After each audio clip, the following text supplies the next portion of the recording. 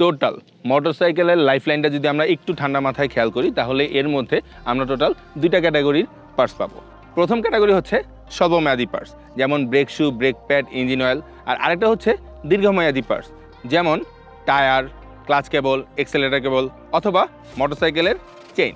আর এই দীর্ঘমেয়াদী পার্টসগুলোর যদি আপনারা সঠিক পারফরমেন্স পেতে চান তাহলে এগুলোকে মেনটেন করা প্রয়োজন।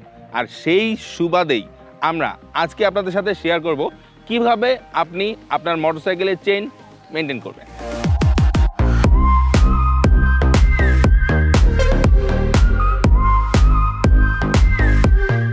আর মোটরসাইকেল চেইন মেনটেনেন্সের প্রথম এবং প্রধান শর্ত হচ্ছে এটাকে সবসময় পরিষ্কার রাখতে হবে।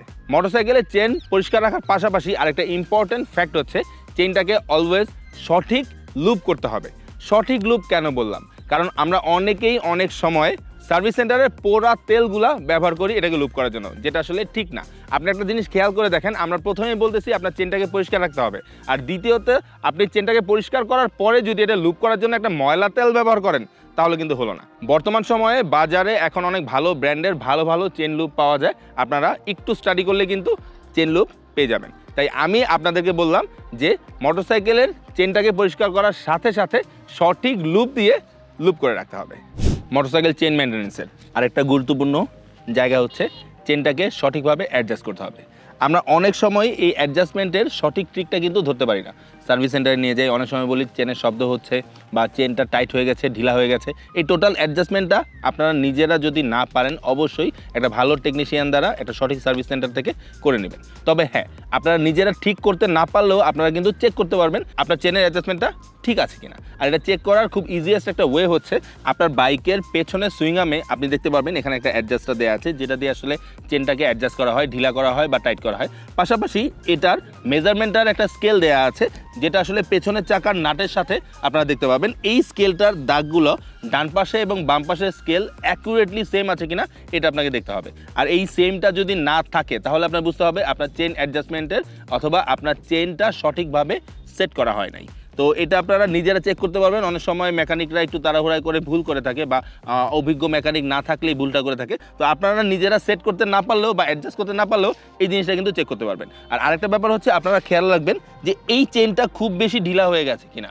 হ্যাঁ, খুব বেশি ঢিলাও হওয়া যাবে না, আবার একদম কনজাস্টেডলি টাইট হওয়া যাবে না। এই লেয়ারটা দেখেন যে হালকা করে নাড়তে পারছি, যদি ঢিলা হয়ে যায় এটা আরও অনেক লুজ হয়ে যাবে, আর যদি টাইট হয়ে যায় তাহলে এটা কিন্তু একদম নড়তেই চাইবে না।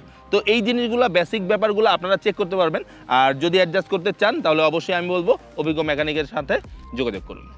বাইক রাইডের কিছুদিন পরপরই আপনার চেনের কোটিংটা চেক করতে হবে। আপনারা অনেকেই প্রশ্ন করতে পারেন যে চেনের কোটিং আবার কি? চেনের কোটিং হচ্ছে চেনের উপরে দেখবেন আপনারা অনেক সময় একটা লেয়ার জং ধরে যায়, এটাকে চেনের কোটিং বলে। অতিরিক্ত বৃষ্টি ভেজা অথবা নোনা জল অথবা আপনি যদি অনেক দিন যাবৎ বাইকটাকে ফেলে রাখেন তাহলে কিন্তু অনেক সময় চেনের উপরের এই কোটিংয়ে জং ধরে যায়। আর এই কারণে কিছুদিন পর পর আপনারা কোটিংটা চেক করবেন এবং সঠিকভাবে লুপ করবেন। চেনের কোটিংটা যদি আপনারা রেগুলার চেক করেন এবং সঠিক লুপ দ্বারা লুপ করেন তাহলে কিন্তু আপনারা চেনের উপরে পড়া জং থেকে আপনার চেনটিকে রক্ষা করতে পারবেন। আর সেই জন্যই কিছুদিন পর পর চেনের কোটিংটা চেক করাও খুব বেশি প্রয়োজন। সঠিকভাবে চেন মেনটেন্স করার আরেকটা টিপস হচ্ছে আপনার চেনের গাইডটাকে সবসময় খেয়াল রাখতে হবে। টোটাল চেনটাকে লক করার জন্য একটা গাইড ব্যবহার করা হয় বা একটা লক ব্যবহার করা হয়। এই লকটা সঠিকভাবে সঠিক জায়গায় আছে কিনা এটা রেগুলার চেক করা উচিত। যদি এটা সঠিক জায়গায় সঠিকভাবে না থাকে তাহলে কিন্তু আল্লাহ না করুক যে কোনো সময়ে একটা দুর্ঘটনা ঘটতে পারে, যার কারণে এই লকটা চেক করা খুব বেশি প্রয়োজন। আর এই লকটাই কিন্তু টোটাল চেনটাকে আপনার সামনের স্পকেট এবং পেছনের স্পকেটকে অ্যালাইন রাখে। এতক্ষণ আপনাদেরকে শোনালাম যে কিভাবে মোটরসাইকেলের চেন মেনটেন করতে হবে।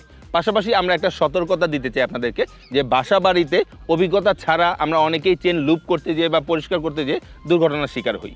সেই জায়গা থেকে আমরা আপনাদেরকে বলবো যে আপনার যদি অভিজ্ঞতা না থাকে তাহলে বাসায় নিজেরা চেন লুপ করতে যেয়ে দুর্ঘটনায় পড়বেন না অথবা চেন পরিষ্কার করতে যাবেন না। এটার জন্য আপনার আশেপাশের অভিজ্ঞ কোনো মেকানিকের কাছে যান অথবা অথরাইজ কোনো সার্ভিস সেন্টারে যান। আমি হাসান সেতু এবং টিম বাইক বিডি আজকের মতো এখান থেকে টিপস ভিডিও থেকে বিদায় নিচ্ছি। আবারও চলে আসবো যে কোনো সময় যে কোনো জায়গায় নতুন কোনো ইনফরমেশন নিয়ে, নতুন কোনো সাজেশন নিয়ে অথবা আপনাদের সাথে আড্ডা মারতে। আল্লাহ হাফেজ।